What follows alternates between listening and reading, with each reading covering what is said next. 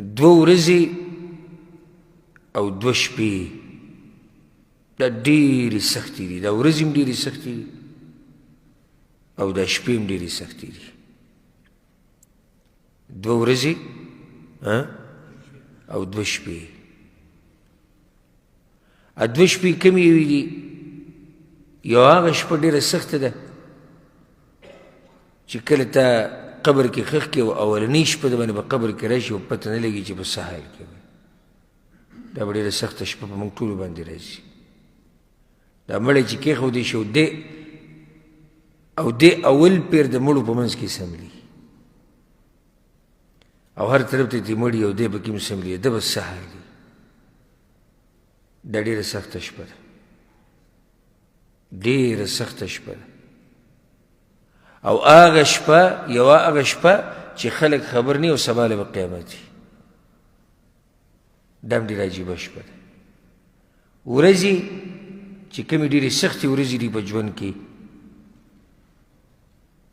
او په آخرت کې، یو هغه ورځ دی چې په تا باندې په دنیا کې راځي، په کوم ورځ چې په تا نه ساه وځي. څومره سخته ورځ بیا، ځکه چې د ساه وتو په وخت کې به تا ته یا د جنت زیری کېږي یا د جهنم زیری کېږي. نو څنګه به یعنې تا ته به څه ویلی کېږي؟ دا سوچ پکار دی. د دین مشران چې کوم سلف صالحین دې سوچ د هغوی د ملا تیر مات کړی و چې موږ ته به څه ویلی کېږي. دې سوچ کې تلي چې کله د ساه رانه وباسي نو حدیث کې داسې راځي، پیغمبر صلی الله علیه وسلم وایي دا ملایک دې انسان ته وایي چې نیک عمل یې وایي راوباسه دا خپله ساه او ای پاک ساه او ای پاک روحه راوځه بهر ته، راوځه یو داسې رب دې انتظار کوي چې هغه ستا نه راځي.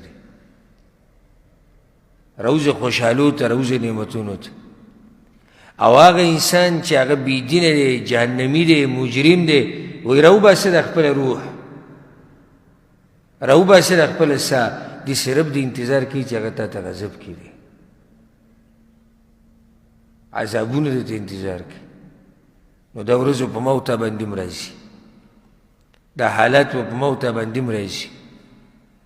خو سوچ خبر دا ده چې څه به راته ویلی کېږي چې کوم یو بشارت به وي زموږ دپاره، کوم یو زیری به وي زموږ دپاره.